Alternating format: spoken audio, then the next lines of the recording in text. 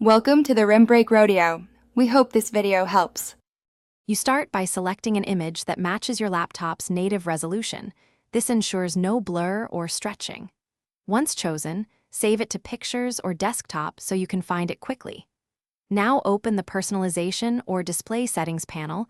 This is where you'll apply the wallpaper. You're not merely picking a file, you're preparing the system to render that image correctly. Make sure you note orientation and scale options before moving on. You now apply the image. Click Browse and pick the saved file, then preview it in the Settings window.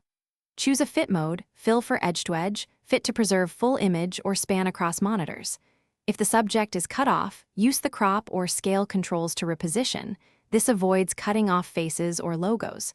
Once you've set the fit, confirm and watch the desktop update. Make small adjustments until alignment and sharpness look right. Finish by confirming the wallpaper on the desktop and optionally on the lock screen. Set different images per monitor if your OS supports it. If the wallpaper does not change immediately, restart the file manager or sign out and back in to force a refresh. Make sure the image file isn't read-only and that you have permission to access it. If problems persist, update your display drivers. Outdated drivers can prevent proper rendering. One tip: clear any desktop cache before retrying. Thanks for watching.